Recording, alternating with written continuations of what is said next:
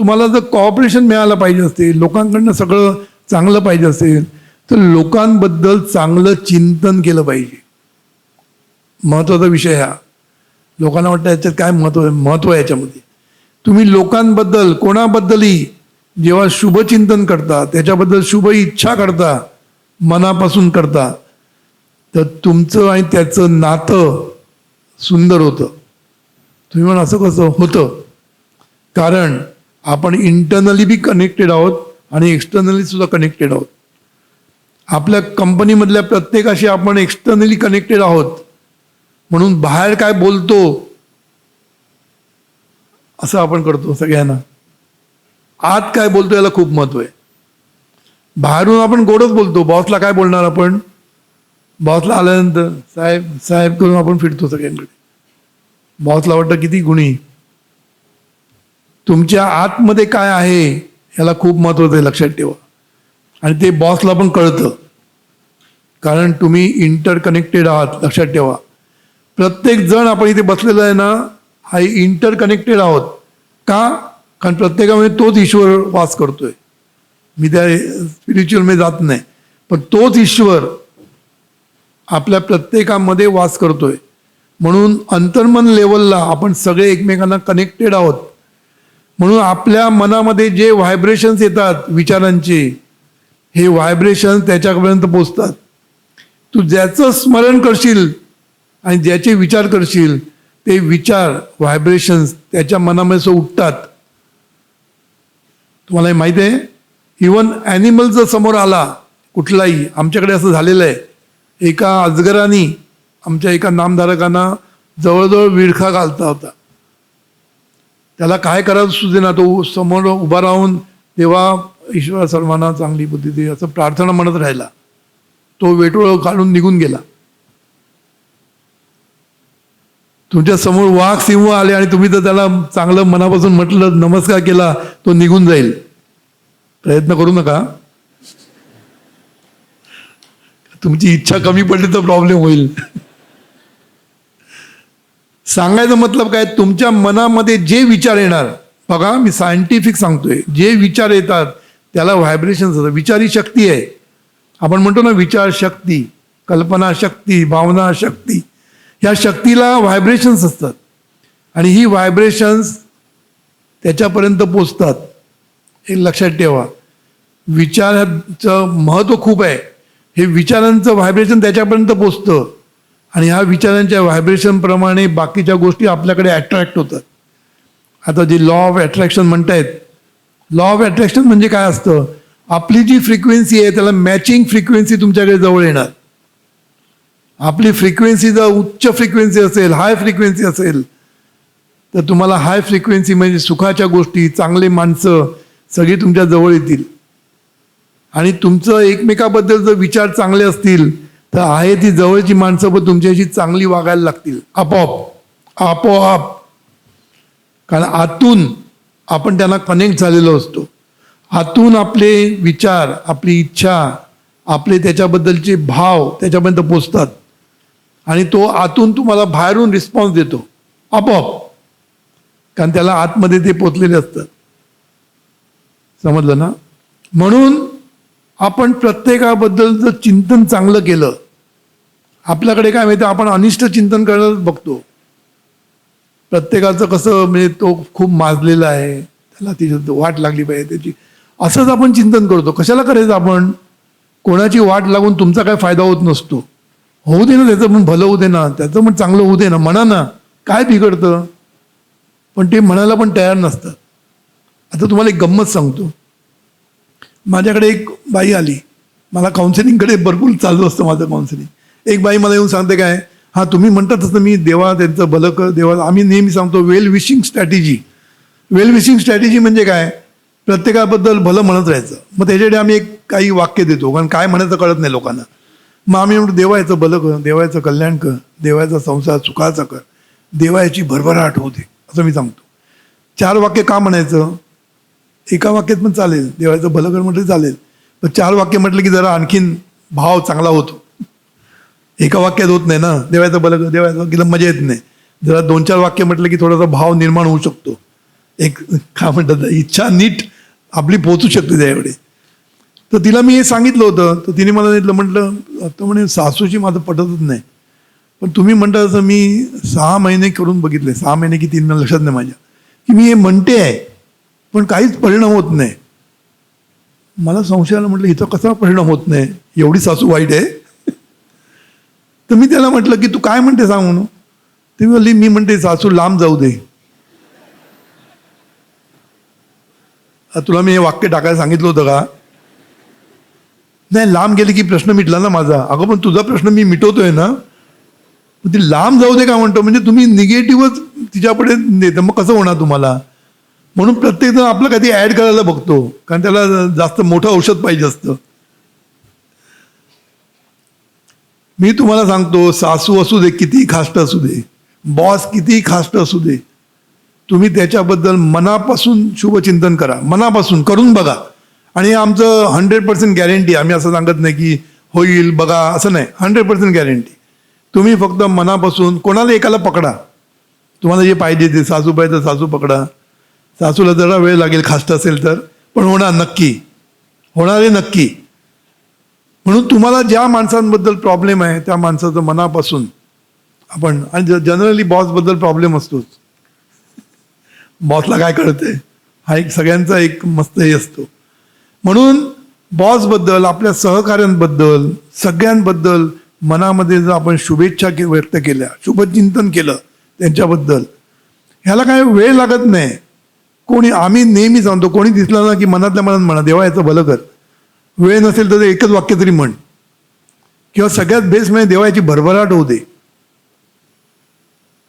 मला एकाने विचारलं त्याची भरभराट झाली तर मला काय फायदा, म्हटलं त्याची भरभराट तुझी काळजी नको करू. त्याला काळजी काय आहे, मी असं म्हटलं त्याची भरभराट होईल. म्हटलं एवढी काळजी नको रे करू, त्याची होऊ दे ना, तू तुझी बोल ना, तू त्याची म्हणता म्हणता तुझी होणार आहे. हे अंतर्मनाचं शास्त्र आहे. भरभराट शब्द तू जेवढा म्हणशील तेवढा तो आतमध्ये जाणार आहे.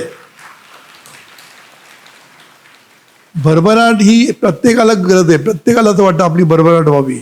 मग प्रत्येकाला वाटतं ना, मग म्हण ना त्याची पण भरभराट होऊ दे.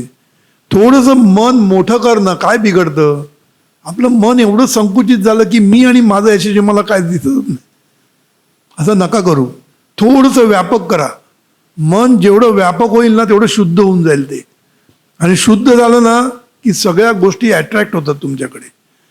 हे सगळं सायन्स आहे, आणि सायन्सने आता हे प्रूव्ह करायला सुरुवात केलेली आहे. हे जे अध्यात्म अगोदर म्हणून सांगते ते सायन्स प्रूव्ह करते आता, कळलं ना. म्हणून एक लक्षात ठेवायचं की चिंतन आपलं जर बदललं तर आपलं सगळं काही बदलू शकतं, सगळं. मग घरच्यांबद्दल चिंतन, सगळ्यांबद्दल चिंतन चांगलं ठेवलं, हळूहळू तुमच्याकडे सगळ्या गोष्टी अट्रॅक्ट होणार, सगळी सुखं तुमच्याकडे अट्रॅक्ट होणार. आणि हे सगळं झाल्यानंतर कसला वर्क लाईफ बॅलन्स झाला मला सांगा. वर्क लाईफ बॅलन्स करायला गरजच नाही पडणार. आपलं सगळं बॅलन्सच असणार आयुष्यामध्ये, सगळं बॅलन्स होणार. म्हणून इम्बॅलन्स जो आतमध्ये आहे, आपलं मन दुसऱ्यांबद्दल कलुषित आहे,